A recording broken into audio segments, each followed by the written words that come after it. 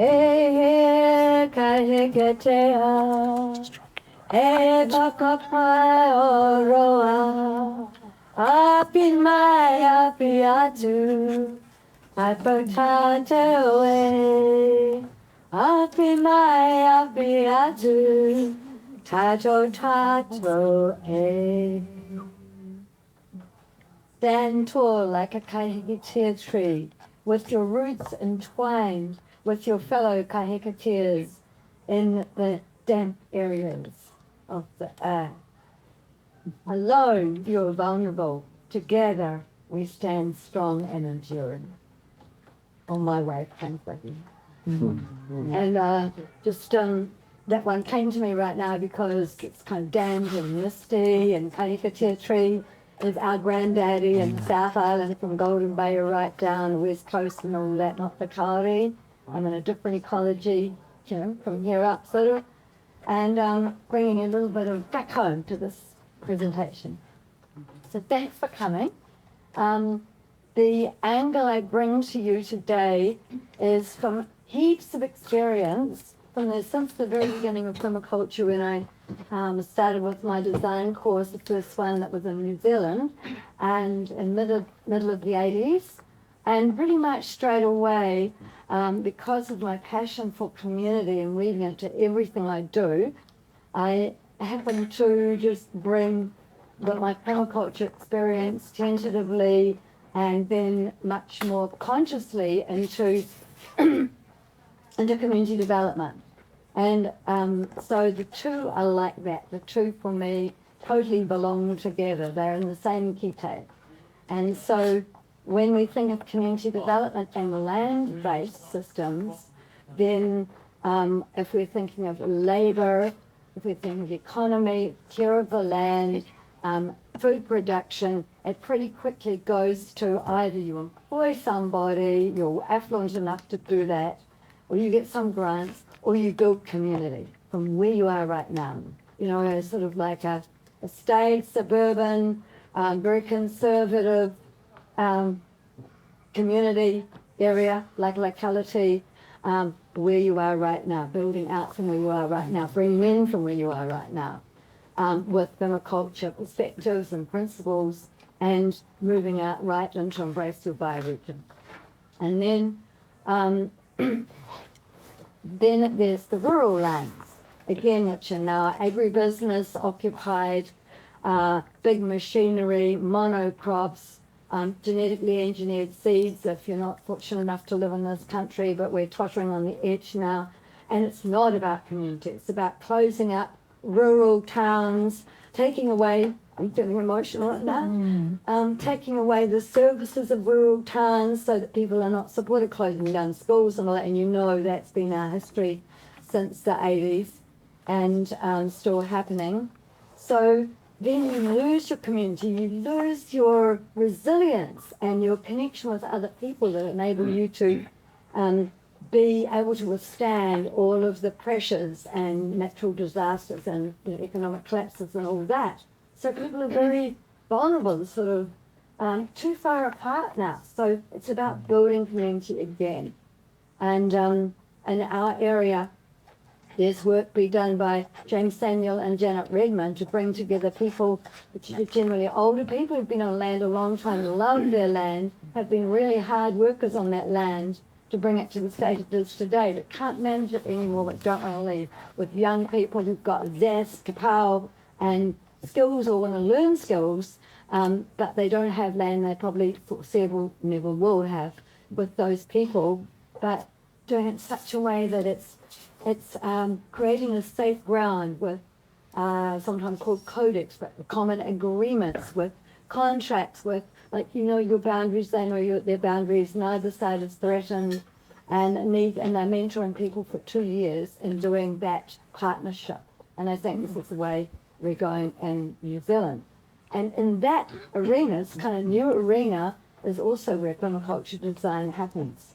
So I just wanted to give, I wasn't planning on it, but that little overview, because any of you who are thinking of becoming designers or designer educators, there is such a niche right now for you.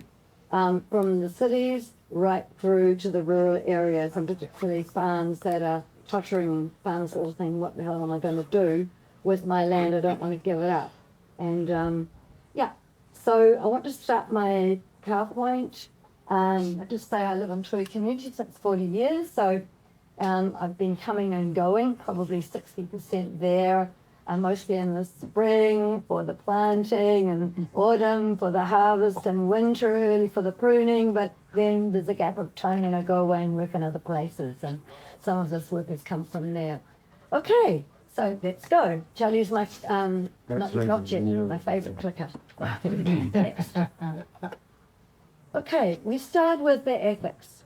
And the permaculture principles, or the original permaculture principles, given in Permaculture 1, Introduction to Permaculture, etc., and Permaculture 2, they are, to me, the principles that are much easier, more straightforward to design directly from. And David Holmgren, when he wrote Permaculture Beyond Sustainability, he kind of wrapped these, and he more like grouped them into parcels of 3. And he made these principles now what we know today, mostly in permaculture, as like applicable in social systems, applicable in households, and applicable just basically more generally, and understandable by the common person. And then he put these little sayings with them, you know, it was the sort of catch and store energy with the milk bottle and the sunshine, and it'll make hay while the sun shines. And you remember back through that. So it's trying to popularize it more. So, you know, using both, and at least looking into the first set is worthwhile. But on those principles always stand on the ethics. And this has been translated into Te Reo. So whenever we work with community building within permaculture, we are not neglecting these. This is our foundation. Earth care, mana whenua, people care, mana tangata, and fair share, manaki or manakitanga. And so kind of I've used the permaculture principles as a checklist, the actual principles, and these, you know, is this present? Thank you. Next, Shelley. Right, I want to just look at what would be some examples of common land. You might not instantly recognize it or think, oh, this is common land. I can co-design. I can be part of the solution here on this common land. Oh, there's no contract, there's no boundaries, it's pretty vague. Well, I'll step forward and find out who's connected, there's no one out there, I'll just do it. And often council lands is like that, called neglected wasteland. I grew up in Christchurch in South Brighton, and all my childhood and teenager years, and then we had the big earthquake, and our house was red zoned along with just about all of Estuary Road, and there is just now a wasteland, waiting for something. Who owns it? The council, but they're not interested, it's just growing weeds. I would say common land. It can be considered as common land and go through the channels to get the right approval, or if it's too slow, don't bother. If you've got roadblocks, go sideways, things like that. This is, so I'm going to give some examples. They're really different. This one here is of the Avon River. This is it's green in this because the concept is revegetate, wildlife corridors, food forests, etc., educational, arboretum signs along there. This is common land now, and it used to be full of houses, and those houses got red zoned and taken down. So again, it's a bit better cared for because Avon than our South Brighton area, but it is common land. And there's a group that formed around this big zone from the estuary and the Heathcote River right through the city of Christchurch. I'm not sure how far back their zoning goes, and they call it Avon of Takaro. And they're an awesome organisation. I don't know if Roz is here, but if they are still strong and going. But they were made up of, you know, just householders to university professors to people in business, and they were a formidable force that really pushed the council to zone this and to put some money towards it as being for the people, kind of like a long gone revegetated people's park. So it takes slow. Sometimes you get these grants and you have these movers and shakers and positions of responsibility, and then things can happen swift. But and then so we don't know. But this is an example of what I would call common land, and it's big. And so with something like this, it's actually clusters, or it's people in their own rohe that would take care of this. Like Shirley would take care of this, Avondale and Northbrook would take care of this area, and there would be emergence, and like a little, in the geographical connection, there would be a corridor, there would be like a touch point, there would be little meetings and sharing. So now I'm going back a little bit.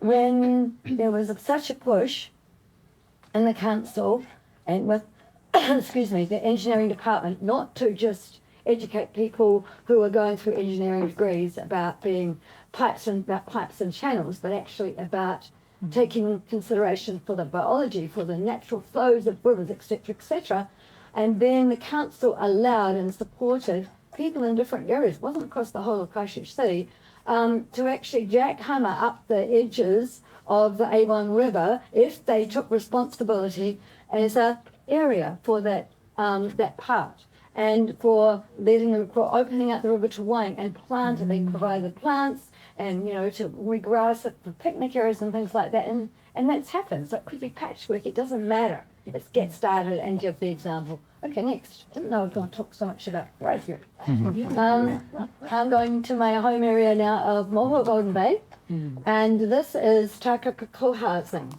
And we talked about the ethics, and sometimes called the values. Well, everybody, and you'll see further in the slideshow, every community group or every initiating person will start with what are their principles and values, and get it really damn clear and work from there. So just to read one of them, Kaitiakitanga, we prioritise care for the whenua, we demonstrate how to create environmental diversity whilst also providing much needed housing.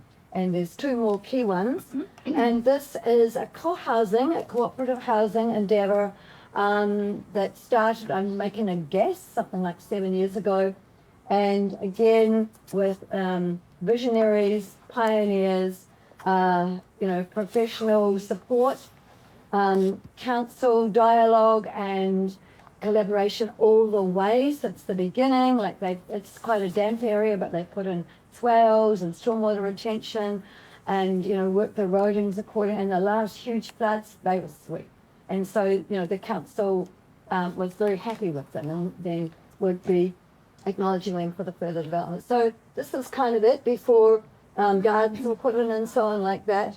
And what here, and it's quite mapped out, this is common land. There's common land between the houses, and unfortunately the founders did not give them precedence for how it's going to work, or even didn't give them much definition, not enough definition, and they just let them to it. Okay, you've bought your house, it's a unit title, they own the house and the footprint, but the rest is common land.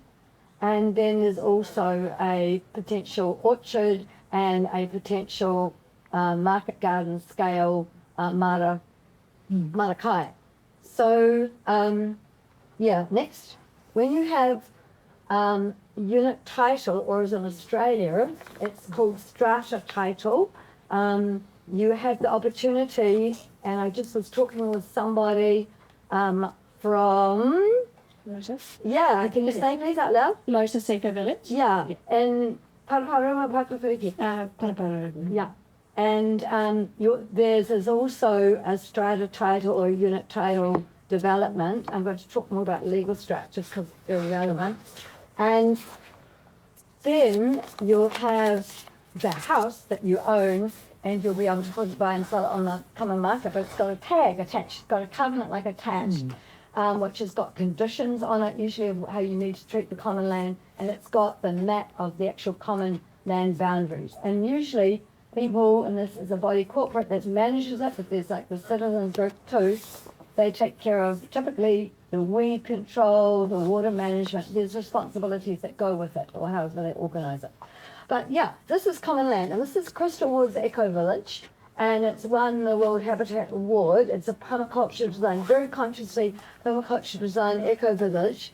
And to do with these clusters, which is pretty typical settlement of a co-housing or a eco-village, 6 to 12 households, these clusters are all connected around a dam, a water retention place for wildlife, for firefighting, for fish, for recreation, etc. And the management of the dam is common land. The management of the dam is within these clusters. And this is all common land. The best sites for views, the best sites for nurture nature experiences were not put on the map to choose house sites. They were separated out. And sometimes I would do that, like I've worked with Narara Eco Village just on Gosford, north of Sydney. And one of the things they asked me to do is please help us define the sacred spaces. And we used a different methodology, participatory, to do that. And first of all, connecting with the Aboriginal elders of that area, what historically, traditionally was sacred spaces for you was tricky. And so and what was the name there? We tried for the original name. Yeah. And then the other people, what trails do you use and take? Which areas do you sit and ponder? Which areas do you find charge you up through your body? And we went to those places. We found out more. We had experiential, sort of kinesthetic relationship with them, and we collectively named them, and they went on the map. So this was the first thing. It's kind of like, you wouldn't plant apart from wetland plants in a wetland. So you're identifying where the wetlands on the property. It's not typically places you do gardens. You don't want to drain them. So it's sort of like, what are the special features of that property? And you all learn about that together. So I'm going to be doing a consultancy education experience up and above Whangarei with a new community, and that's one of the first things we're going to do. Okay, back to Crystal Waters for a minute. So apart from the hamlet's common land, they've also got common land for the whole property, and that's got quite a management plan, and we can next. Yep, here's another Australian example, and it's Jambone Permaculture Institute is not in this map, but when Robin Francis was asked to design this eco-village, find the best house sites and the roading and, put aside recreation areas and also sustainable agriculture areas regionally, she said, new people coming here, they would be finding it difficult to know what to do and what to plant and how to manage it. I'll set up a 5-acre educational institute at the base of Jallinbar Permaculture Hamlet. People can come, and when people buy a property there, they get a permaculture course thrown in with Robin, and it's just an open place to tour with labels and stuff like that. So you can really learn about that place. This is sort of, it's not participatory design, but it's like stepping in, taking the first step over into that, knowing your bioregion. So next. Yep, we come to closer to home, and Kathy Angel was here yesterday. I don't see her today, but she might be. And this is where Kathy lives, Earth Song Eco Neighbourhood. This is kind of a 3D mapping of it, and this is all accomplished now. And I've worked with them on 3 different occasions with kind of some micro work about the common land. This is a big part. This is a teardrop. This pear tree is kind of a sacred pear tree because this was an ex-apple and pear orchard. They cleared everything organic besides that pear tree. It's like a symbol of that. And this is a key common land because everybody goes past it to the pond or dam, and everybody gets past it, the orchard and so on. And it's a place to it's kind of the centre of the village in an outdoor way. And the centre of the village in an indoor way is their common house. So, yeah, the common land, because it's a unit title, the common land is all outside of these people's personal house plot. And can you go to the next one? I might come back again to that. Okay, yes. So what Earthsong asked me to do was facilitate a workshop about all of the unidentified nodes, or all of the nodes that didn't have a purpose yet. It's like you went past it, like the keyhole area had a purpose. It was really clear. The picnic area, the compost heaps were there, and it was just like a gathering place, like kids' playground, done. But there were a lot of areas in between. Where's the common house? Is yellow, okay, yeah. So a lot of this was common land. There was like a node in here. That's kind of dead space. And like, what do you want here that you don't have? Oh, we want a spa. We want a sauna, gathering places. We want a pizza oven. So we just brainstormed all of that. And then we took our the little design groups, but we went to each of those areas and imagined what it'd be like to have a pizza oven here. Where's the access? What about the wood? And where would you put a storage? So you start there with the real situation and the vision and dreams and the missing bits. Okay, next. So common land is also where people designate it to be so. And this is another co-housing example in Davis, California. It's called in-street co-housing. But these are just everyday, ordinary houses owned by individual householders. However, within that street, there are people who are friends who wanted to be much closer to each other, and they named they had part of their house, or all of their house, as commons. So around their house, their property, around their property, and within their property, they all had different functions or purposes, mostly sharing community meals together. But they declared the area around their places common land. This is for us to tend. This is for us to vision what we want. And these are just people in an ordinary city street. Next.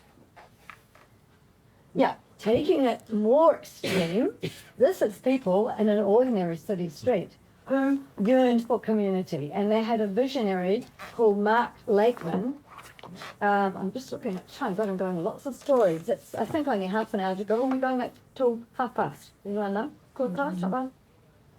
I'm going to go till 5:30. Okay.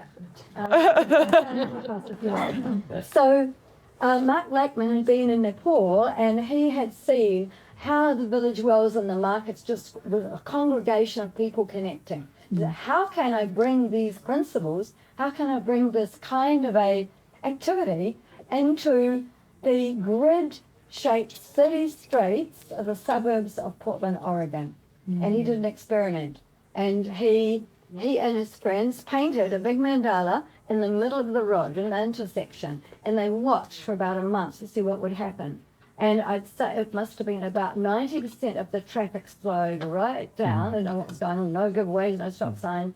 And they said, that's enough for us to know we can build community on these corners. And we keep that there. And so they built community on these corners. This is a notice board. Here is like some beautiful little seats made out of cob. So this is a little walk-through garden area with beautiful flowers and fragrant herbs. And there's just the imagination goes wild with what they've done, and it's spread. So now they did it, they didn't ask the council or anything, they just were doing it. And now the council love what they've seen, or there's been obviously a lot of dialogue, and they've got they've got guidelines. If you want to have a city repair project, and look online, we've got heaps, city repair project, then you apply to us, and this is what you need to comply with. And we also will give you funding for this 1 week a year, which is City Repair Week. And it's just, particularly in Washington State and Oregon State, it's quite common now to have these city repairs. But there was no comments, right? It's just the council owns the streets, or in our area, it's New Zealand, Waka something. And it's the roads board, the old name. And NZT, thank you. So you might just do something like that in your suburb and not ask, and then wait for popular opinion to catch up, and then doing that passion. So this is now the commons. It wasn't before, but by usage, these are now the commons. Next. Okay, just taking you very briefly into legal structures. So depending on what you want to do, depends on what appropriate legal structure you have, or just what appropriate gentleman's handshake or peppercorn rental or something like that. And I just want to, this is the most common one, charitable trust or charitable foundation. If you're doing community work, you'd know that it enables you to get grants and bequests and so on from the public purse. And then same kind of thing when you have, that's the unit title or strata title.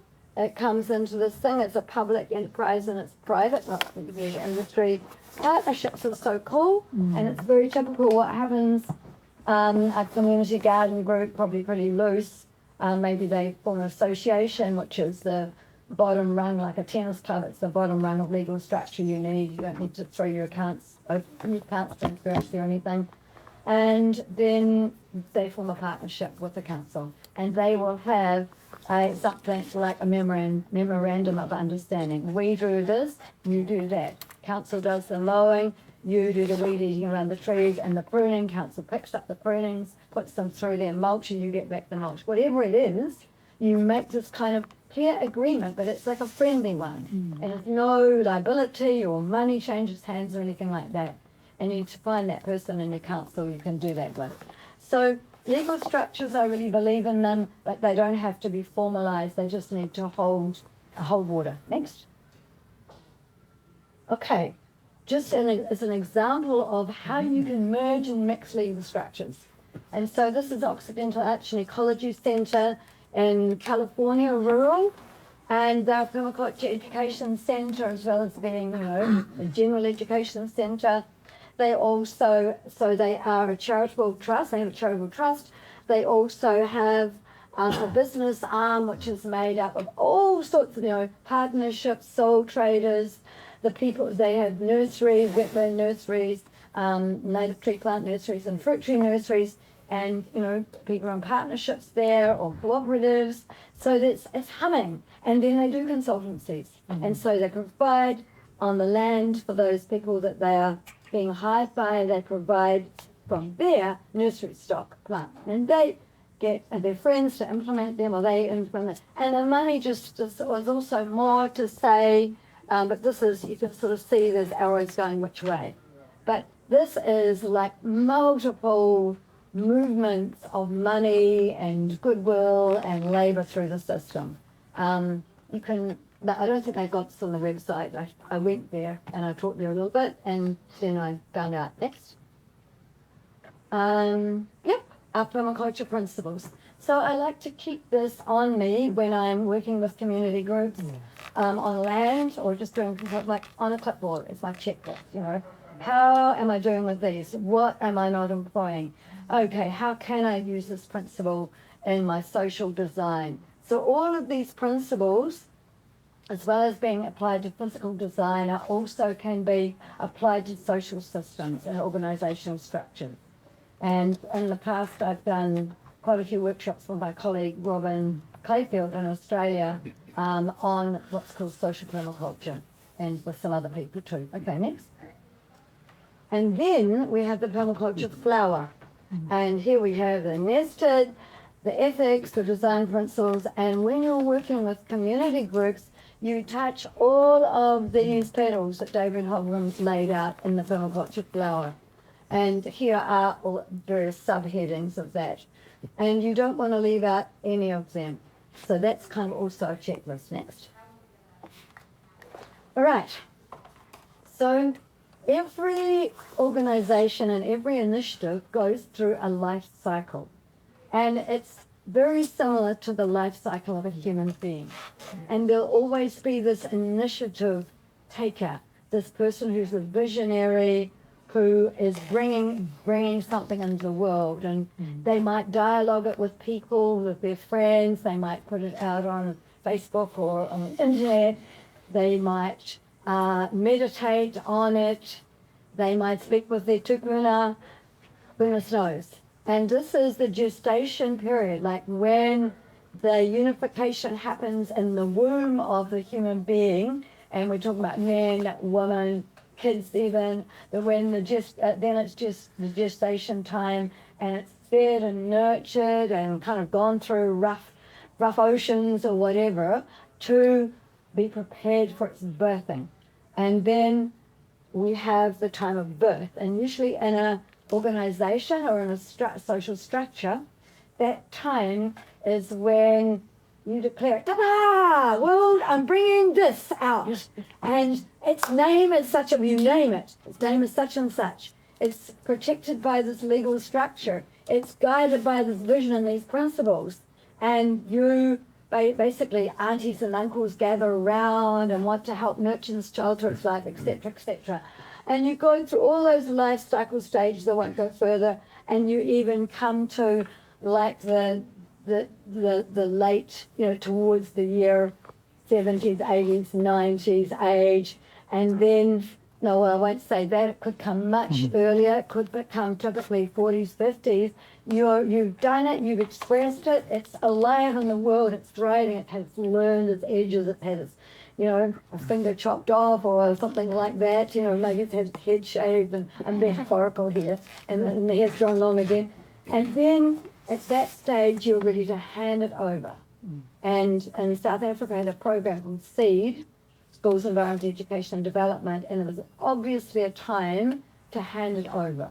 And then it was handed over to a whole other team who'd done far more than I could ever have done with it. And you can look online, sed.co.nza, if you want to have a look at it. And all of the different, it's kind of been a parent, and now it's spawned children, and those children, i.e. the projects, are growing up.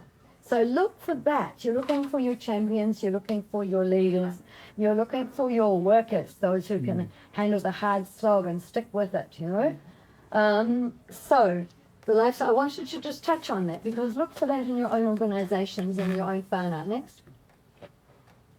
So another thing, and Leo, you're here, eh? Yep. So Leo will remember this. Another thing, besides tracking the life cycle, what stage are you at in the life cycle and how do you need to prepare? The next one is a historical timeline. And these titles are legal and financial, social, and infrastructure development like buildings and all that, and environment. And if you have a project and you want to bring new people into it, you want them to catch up with what's been its history, what's been its milestones, what's been its challenges. There's nothing like getting them all in the room with these lines and years from when it started, even from the gestation right through to now, because this is what is and what has been, and then get everyone have papers and get them to write what they were involved in, what they know, what they learned, and then put the paper down and speak to it. And this becomes your like Finstone, whole history of permaculture in New Zealand. God, if we got us all in a room, then all possible, we could have just had really good cups of coffee and yummy fruit and, whatever we wanted, fed ourselves up well and just shared our information, and it wouldn't be fit online and fit on phone and things like that.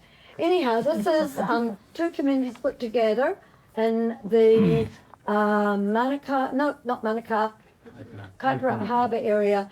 And this is the layout of their timeline, and then one could even read a book from that. And then, because there were quite a few new people there, they felt included, they felt valued, and it's even in the timeline what they would put down when they come in and what was memorable for them. So they become an important part, just as like the founders were. Everyone's on the level. Next, thanks. Playing field.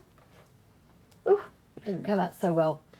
I learned in Africa from the work of holistic rangeland management. Alan Savory, it was the pioneer from that. He doesn't longer live in Zimbabwe, but it's a system, and not a lot of farmers, some farmers, who knows holistic goal setting, holistic rangeland management? Thank you, loads. Yeah. So some farmers in this country are using it. It's quite a strong organisation, goes right through from the economics to how you a kaitiaki of your land and so on. And myself and a colleague, we reshaped this into a mandala process, and this is us starting it. This is in, I think, Crystal Woods. Next, Joe.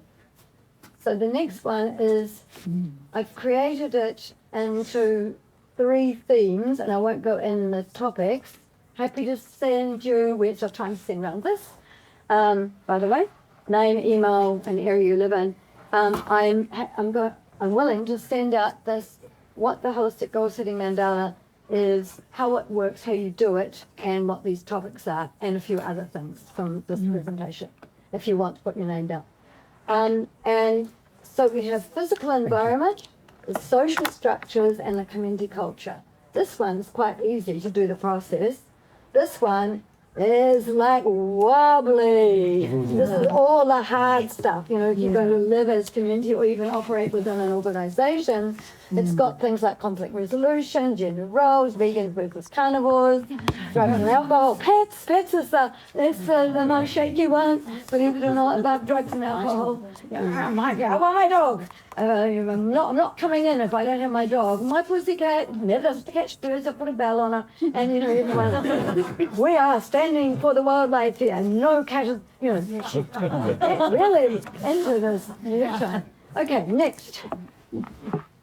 So this is how it looks like, and this one actually is when Nando Tonkan lived in Greenland and Auckland, and we were working with his. There's other people lived in the household, but working with his property in the suburbs as a permaculture thing. I think this is from there, and this is it written up, but it's starts with ethics and values, consenting, aligning on ethics and values, and then the next one is principles and attitudes about each of these segments, activities and forms of production, and very specific elements that go on the land in a permaculture design.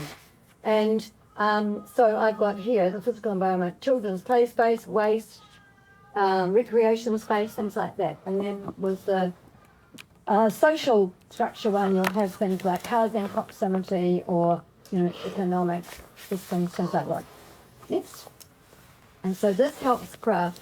We need to create a healthy, dynamic, and vibrant group in order to be able to take on all the tasks that confront us, the human dynamics, and the world we live in today that is totally collapsing under our eyes. And so how do we do that? So you would together share, like this is a little brainstorm my colleague and I did with a group. We would share, how's that for you? What's important for you? Next. You also need to research and choose your method of governance and decision making. And which governance system, is cast the post or, you know, majority rule or, you know, the pyramidal structure, how does that work with the permaculture principles? Does it represent them and the ethic? You're wanting to find the closest system you can. And I'm just going to show a few ways. So this is like for a group that's quickly forming perhaps, but you get really adept at it, using hand signals for making decisions. Who's done hand signal system? Loads of you. Okay, next. We use the colours of empowerment cards, and the colours mean something different for discussion as for decision making. And I'll just say about the decision making ones. For example, the red is I have a huge no. I'm not going to concede on that. And the orange I have a serious reservation, but I'm not willing to block it. And green is I agree with it, and blue is like neutral. I'm not going to stand back. So the facilitator is, the proposal's put, the facilitator says, okay, show your card. And you look around the room, so that's all green. No discussion needed anymore. Green and blue, probably none. Someone's got an orange, they need to speak to it because it could be something really very important for them. And a red is like, okay, well, we might as well forget it. Might try again next week, but that's it. No point for anyone speaking further. It's just instant and fast, and everybody can see the outcomes. And a discussion line has got its tiers as well. Okay? Okay, I've put together this shapes of snowflakes here as that this is a structure of nature. And I've trained in sociocracy, which is a governance system which is based on the principles of nature. It's the closest I've come across to what the permaculture ethics and principles are. And just briefly talking to it, you start with you using these, sometimes they're called nodes, but we call them in sociocracy circles. And all of these circles are about getting functioning happening. And I'm going to go to the next one here. And I'll just show, first of all, there's what's called a double link. So someone from operations will be in the central circle, someone from central circle will go into operations, and this is how the messages get passed by each group, and this is how they keep up to date, and this is how they make decisions.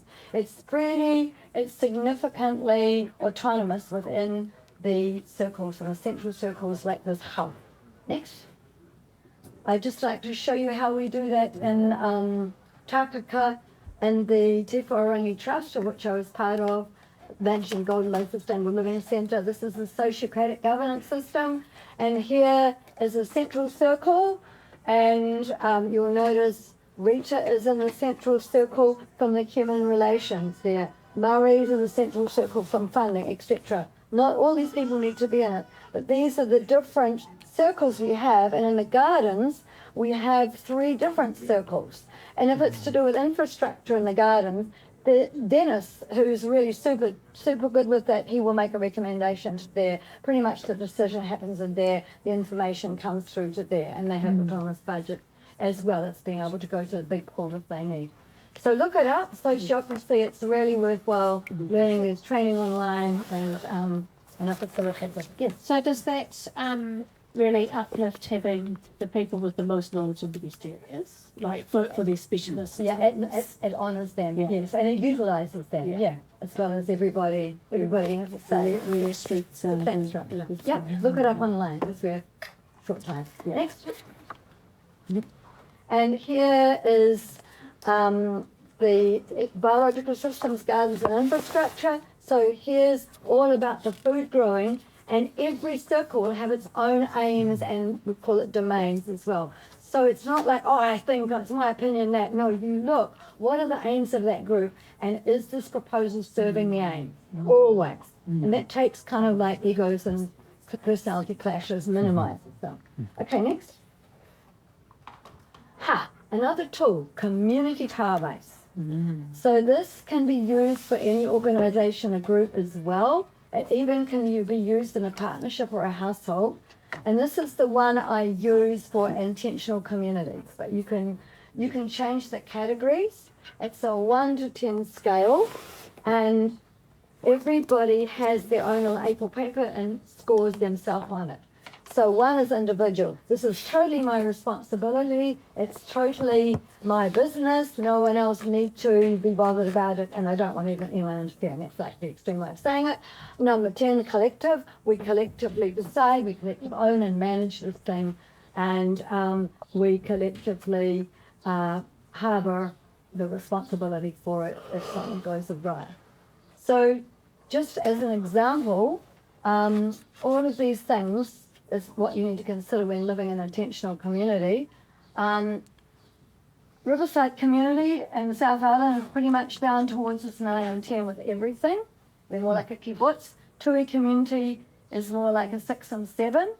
And then there's this a co-housing in the States I ran it by, and that co-housing was in Davis, California, not that one, and they're pretty much at a 1 and 2, like, in other words, they're individual property owners, and they just kind of have the shared paths, and they have the shared car park, and that's about it. And so so these people do not build community very easily. It's not naturally bump space building community. We want our own business, we want our own lives, and nobody interfering. So you need to know, if you're being part of an organisation or a community or anything, which is a group, where you stand on whatever topics you need to consider, and do your own, and then then it becomes amalgamated. So this is a group chart here, and everybody puts their scores on it, and then you stand back, and what we have in participatory rule, the appraisal that I've trained in, we call it interviewing the diagram. You read the diagram, what's it telling you? And if you find people all over the place, that group is going to have issues. They might not even get on the land, because they've got different things they want on the property and with each other. If you've got a common band, then you're already on the same page. You don't even need to talk much about your philosophy or anything. Okay, next.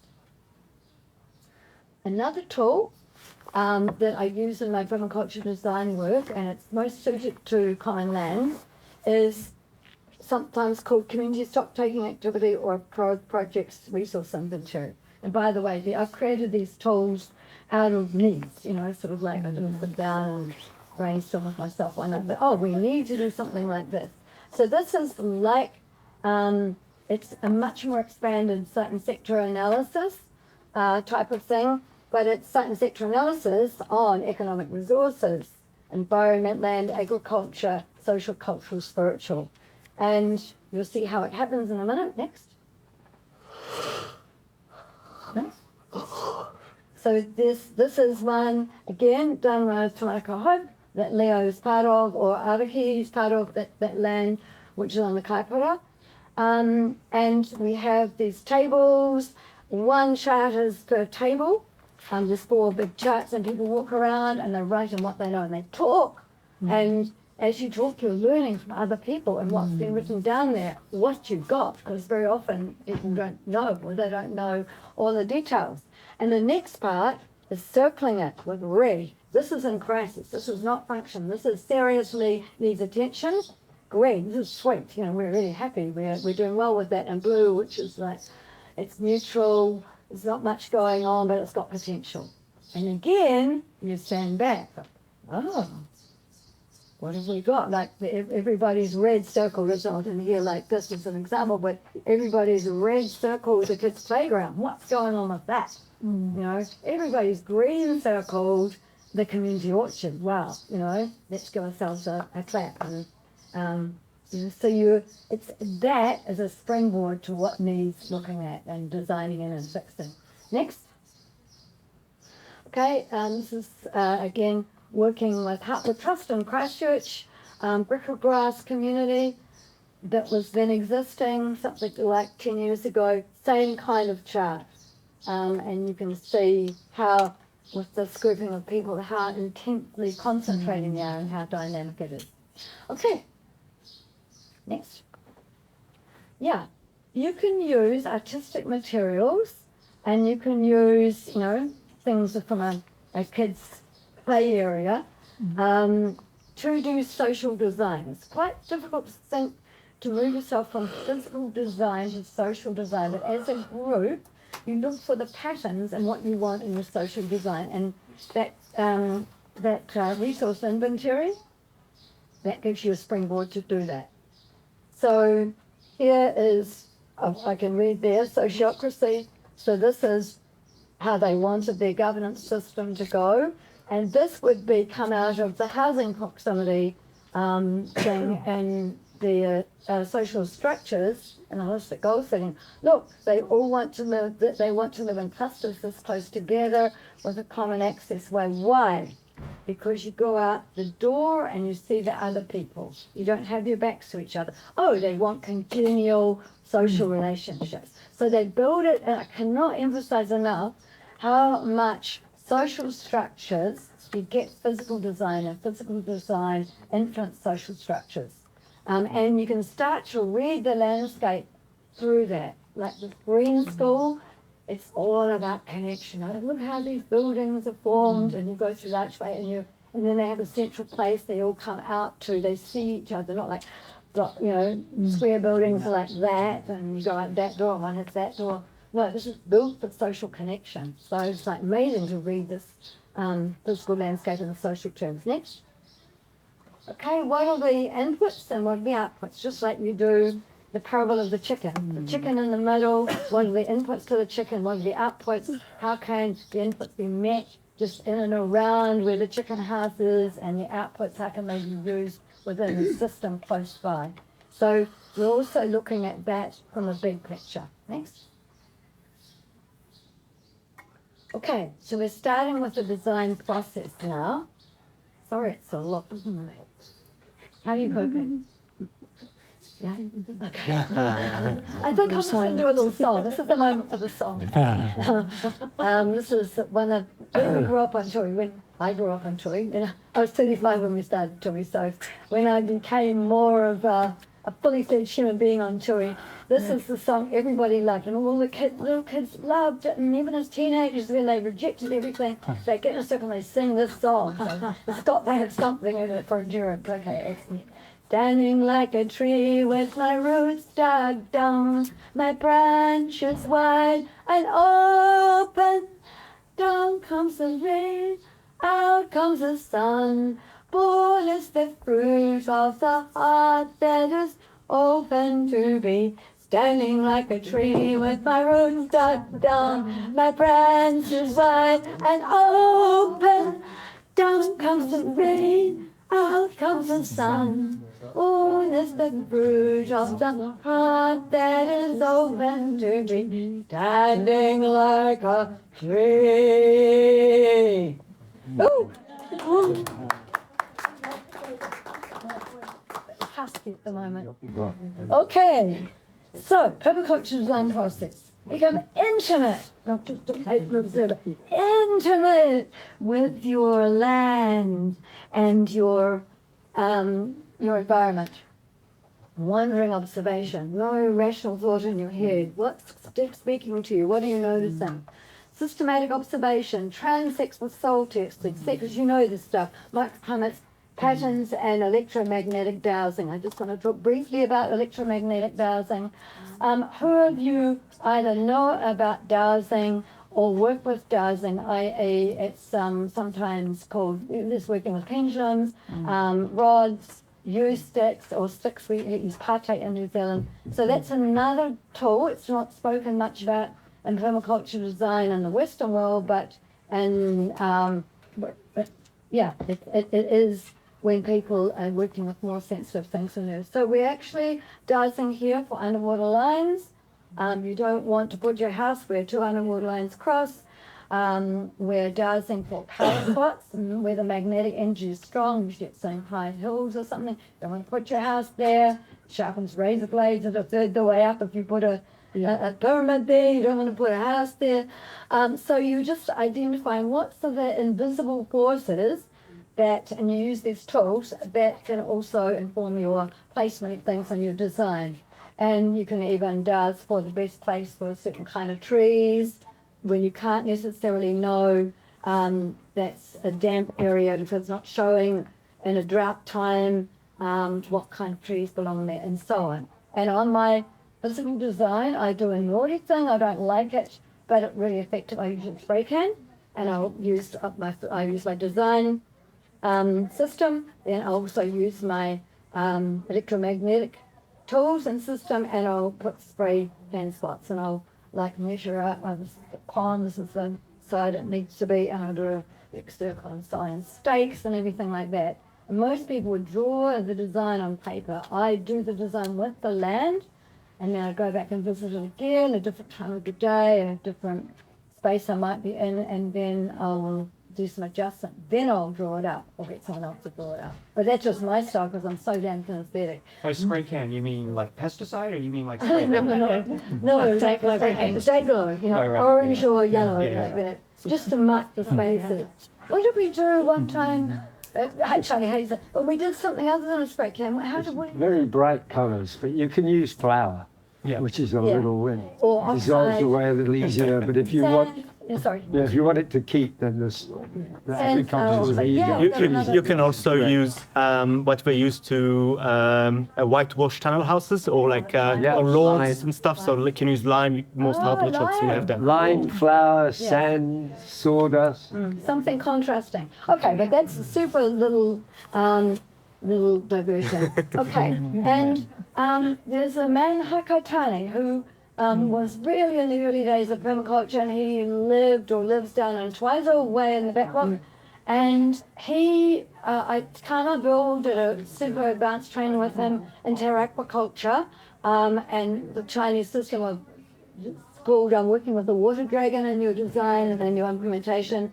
And it was amazing. He did a training course at Tui, and he identified, and we got to learn how to identify the water dragon on Tui and how to identify the patterns based on the movement of water. And in Australian landscape, they'll identify the pattern based on the movement of the creatures, where the water holes are, where the different vegetation is, and you'll end up with something like that. We can, as permaculture, it's called a pictogram, I think, something like that, ethnogram. And we can, as permaculture designers, if we do the big view, especially when we look from a hill, over time, start to intuitively feel that stuff out. Next. Gonna move now. Next. Okay. Participatory food forest design. Yeah. Next. Okay.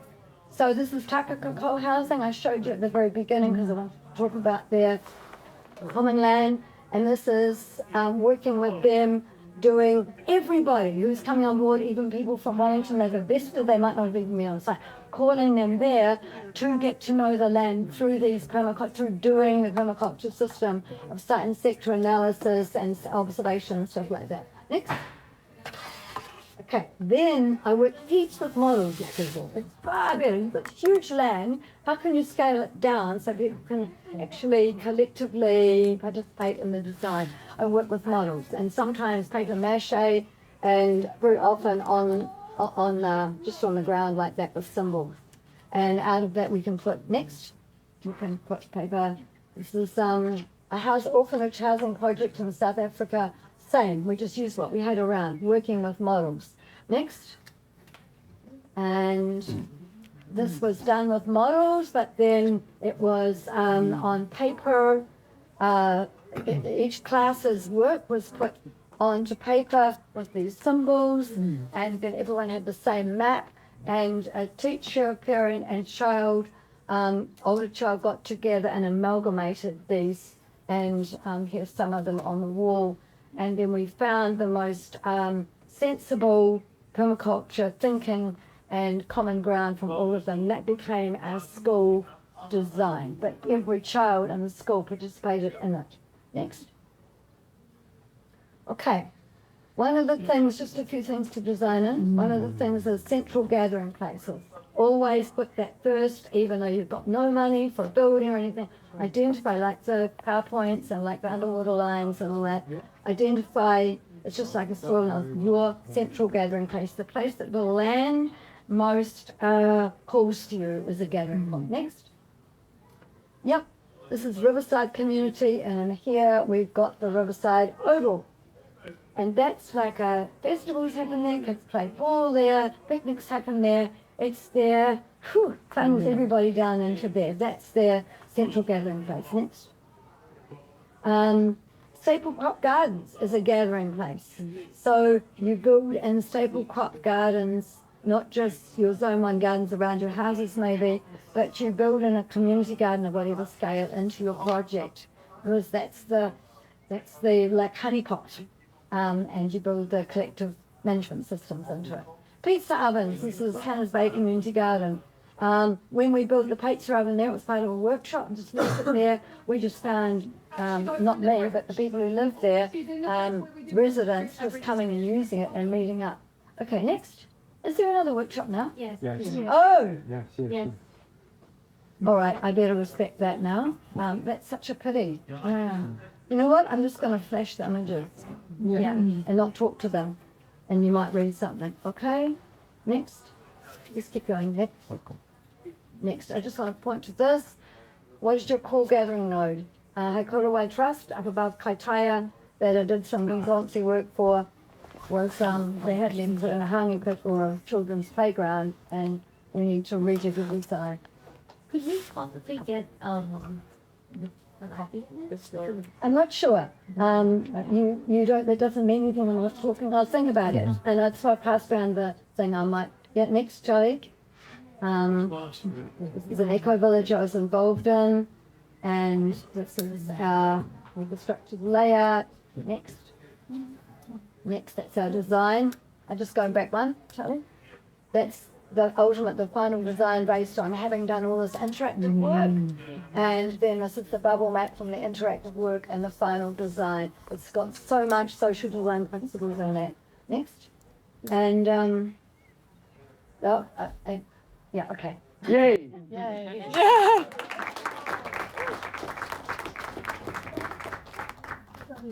thanks for hanging in there. And I might put some more work into that and actually put some more work in something like Sam's Hall.